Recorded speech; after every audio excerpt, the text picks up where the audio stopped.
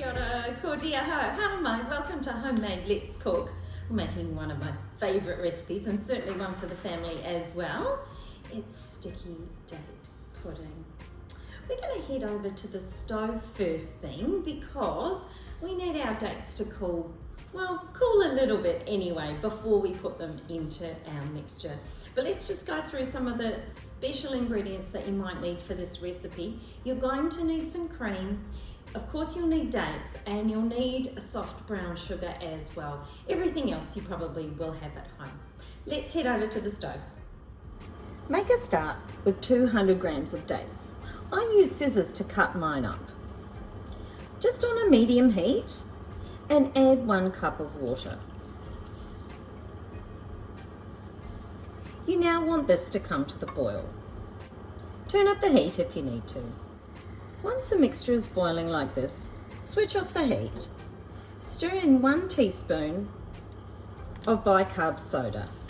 It should fizzle up like this, and just give it a mix around.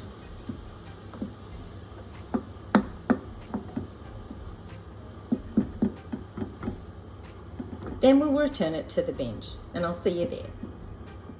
Hopefully you've been patient enough to allow the date mix to cool down a little bit. It doesn't have to be completely cold, and sometimes I've actually just taken it, I shouldn't say this I suppose, but sometimes I've actually just taken it straight from the stove and put it in the mixture.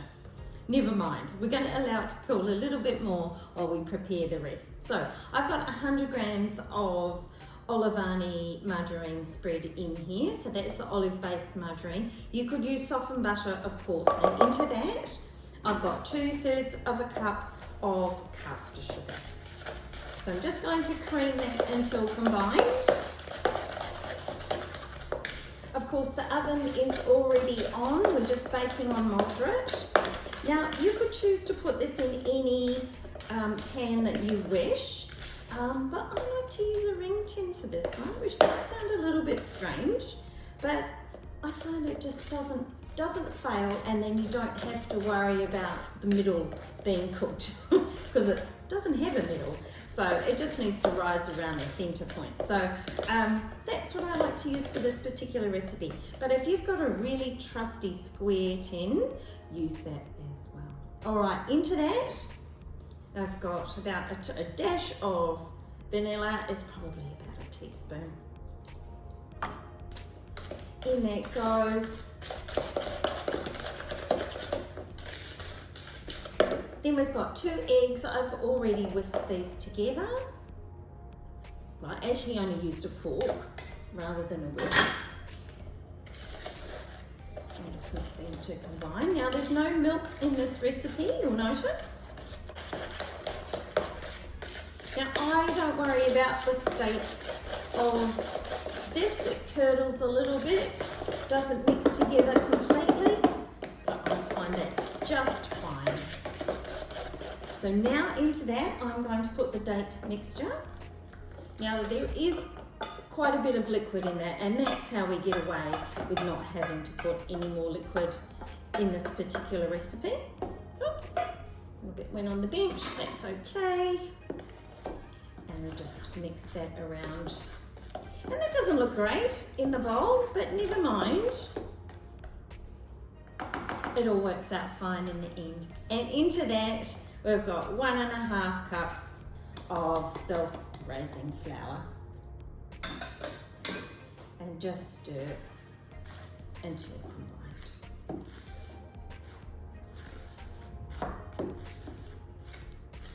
Then you'll find you'll have a lovely mixture that you will be happy to put into your pan.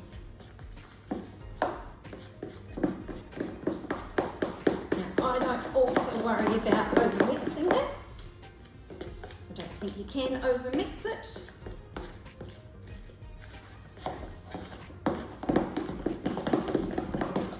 And this is quite a runny batter, I will say. So I'm just going to bring across my ring tin. Now obviously making sure I've got baking paper on the bottom. I've put butter or margarine around the inside of the ring as well, and the outside. and in that goes. Just move that around so that fills that nicely. And that's going to bake for at least 25 minutes, possibly more. And again, it will depend on your oven and it will depend on your tin. If you're going to pop this in a round pan or a square tin, it may take a little bit longer, just for that middle to cook. Alright, so that is going to go into the oven, and while that's happening, I'm going to take you through preparing the sauce. You could always prepare it a little bit later on when you're close to serving time, or there's no problem at all with reheating your sauce at any point. I'll see you soon.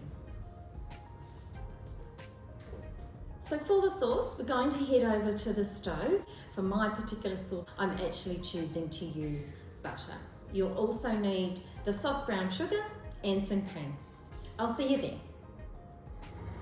On a medium heat, combine 100 grams of butter, 1 cup of brown sugar, and half a cup of cream. Stir until combined, and the butter has melted,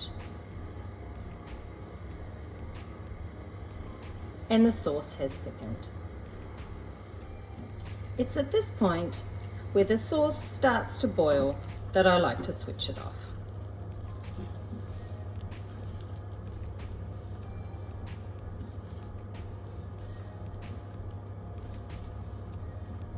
So our cake is now done, and I'm going to leave this to cool in the tin just for a couple of minutes before I then turn it out and leave it to cool a little bit more before serving with our sauce, and maybe something else extra to go with it as well. So I will be back in a moment to show you how it cuts and looks, and then we'll finish with our serving suggestion.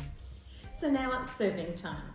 You want your cake to be warm when you serve it, and you want your sauce to be warm too. So you've got two options.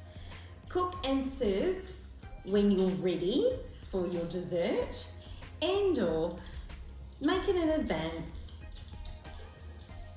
Heat up the cake separately, just in slices or in portions, in a bowl. Doesn't take any longer than 20 or 30 seconds. Reheat your sauce on the stove, and then do exactly the same thing as I'm about to do now. So cut a slice.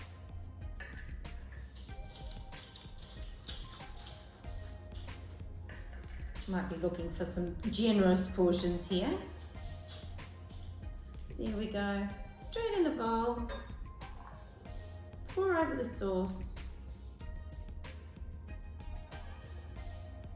Some people will like more sauce than others. And then a generous amount of ice cream or cream. Thanks for joining me for Homemade Let's Cook. Please join me again.